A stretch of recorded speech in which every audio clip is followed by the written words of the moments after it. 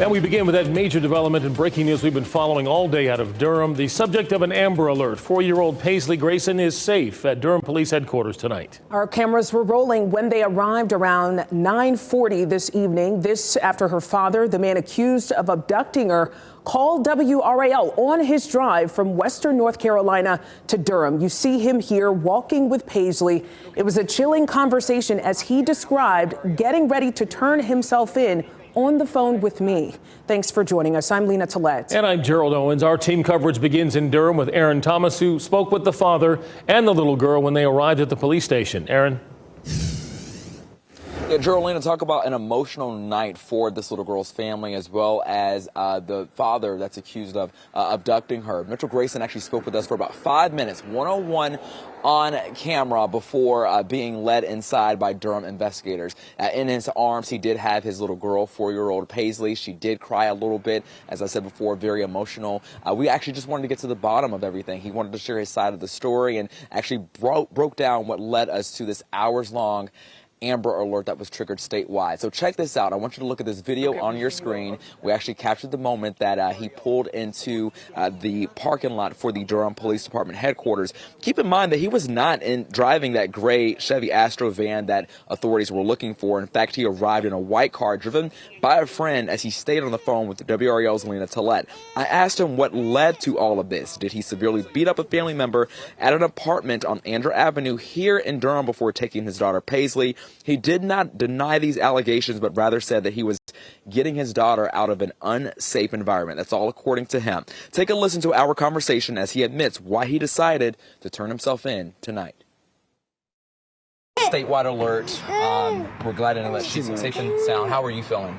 Not too great, to be honest, but doing the right thing.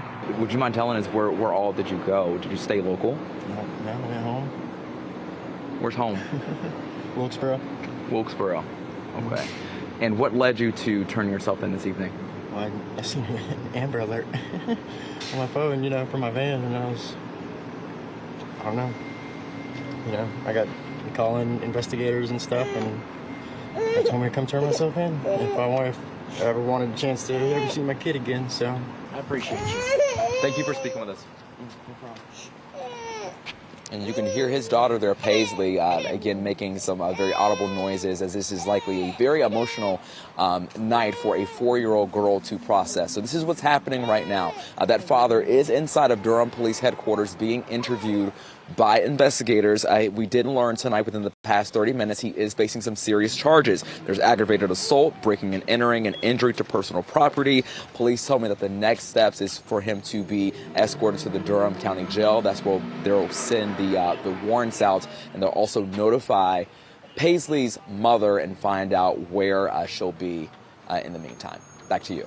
All right, Aaron Thomas live in Durham. Thank you.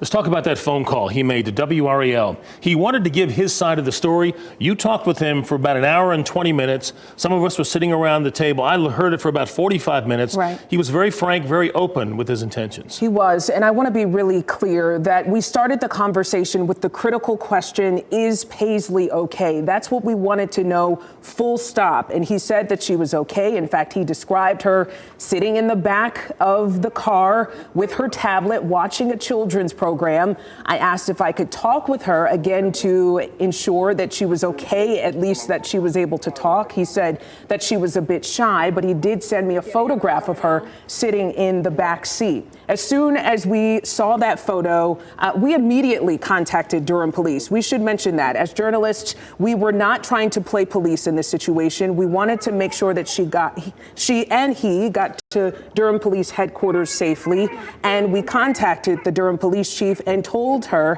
that they were headed on I-40 to DPD headquarters, and they had informed us that he reached out to them and said that he was en route. But again, this is a very tense and passionate situation. You don't know if he may change his mind and decide he's headed from Wilkesboro to Durham, decide to go in a different direction. Initially in the conversation, he wouldn't tell me if he was driving a different vehicle because remember, we were on alert for that Chevy Astro van. Yeah. And initially he said no comment when I asked what vehicle he was in. Later in the conversation, as it carried on, because it went on for an hour and 20 minutes, he did tell me he was driving a white car.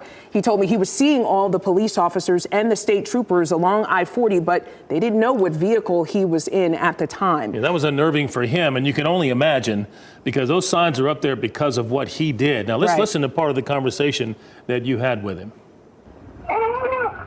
That's our reporter right there, Aaron Thomas. Yeah. All right, well, I'm going to hang up now. Okay. Thank you, Mitchell, for staying on the phone with me. Yeah, no problem. I'm glad she's okay. Bye. And this was the photograph that he sent us of Paisley there in the back seat. So, of course, you all are sitting at home wondering why he would do this. He admitted to everything that police told us. He said that he did get into an altercation with a family member in the home. He felt that Paisley was unsafe in that home. Again, this is his side of the story, which he wanted shared. He also said he did get into a physical altercation and punched a family member pretty hard, and then took Paisley and they got in the car and they headed west. He said that they were in some child custody dispute. We know these can be very passionate disputes, and they can get out of control. You know, bottom line, we wanted to know that she was doing okay, and we were able to be on the phone with him as he drove from the western part of the state, or at least en route to DPD headquarters. I was still on the phone with him as he was walking up to the front door, where he was greeted by our reporter, Aaron Thomas. You see him with the phone in his hand. He says it right there. Yeah. I'm on the phone with Lena right now. So again, Paisley is doing okay. That is what mattered. And we do want to listen to a little bit of that exchange. Because again, you know, at the same way that I know that you're really concerned about Paisley's, how she's doing and that she's safe. They had her locked in an apartment for like 3 days. In Durham? Yeah. And so you took her out of the house and then you went to the mountains. What part of the mountains did you go to? Wilkesboro. Again, saying he was in Wilkesboro. We will certainly continue to stay with this story and have any live updates during this newscast on our morning news as well at 4:30.